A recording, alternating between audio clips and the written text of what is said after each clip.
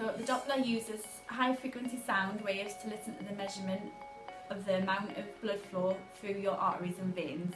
In the foot we test dorsal pedis and posterior tibialis. By listening to the pulse on the Doppler we can tell if it's monophasic, biphasic or triphasic.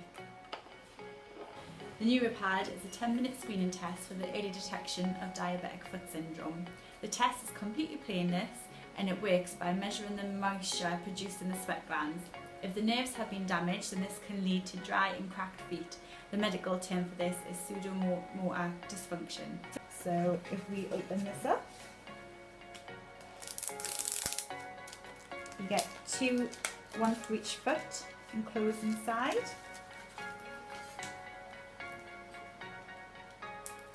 Just going to carefully open this up. You have to be careful that the foot is nice and dry and not to touch the blue area.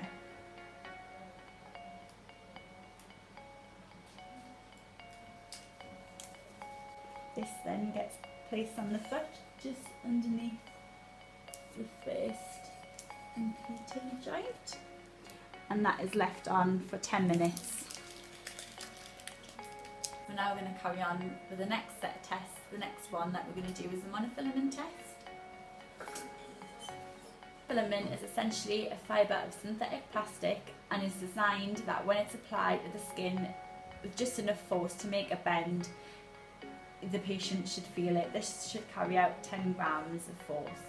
So I'm now going to ask my patient to close her eyes and to tell me when she can feel me pressing on certain areas of the foot. So I'm just going to get you to close your eyes. So if you apply it at 90 degrees with enough force just to make a slight bend in the monofilament. So that's one area.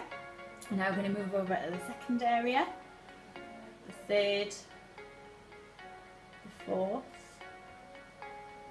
the fifth and the sixth. Neurotip. They are sterile, single-use neurological examination pins which avoid the risk of cross-infection and skin puncture. So they identify the patients with decreased sensation to sharpness and pain in the small nerve fibres of the feet. We're going to test the same 6 areas that we've done previously.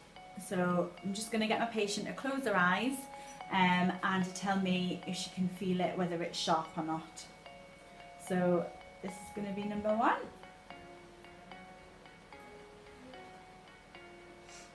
Number 2, number 3, 4, 5 and 6.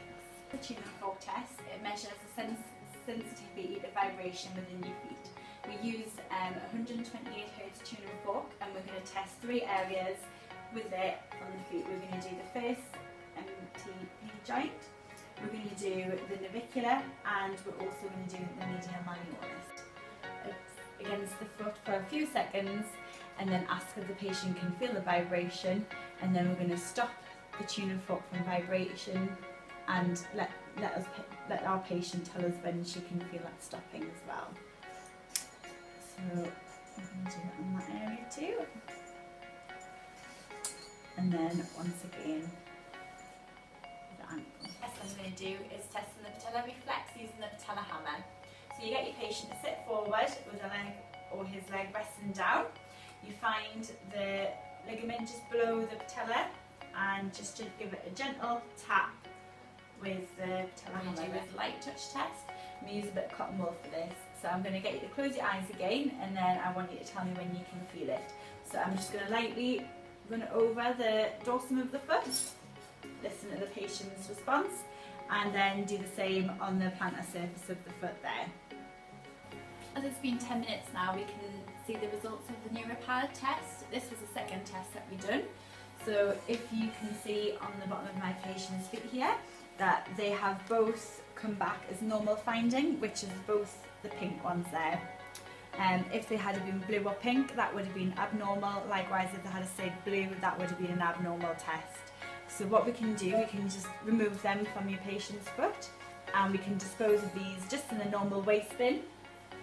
Now that the test is complete and we've filled in the form as we were going along with the patient's responses, we can now write a GP's letter with our findings, and we will also enclose a copy of the assessment form that we've carried out today, and we will also enclose the Neuropad test results as well. This can be taken off, so you can cut along this line here, and it also tells the patient and the GP what the results actually mean.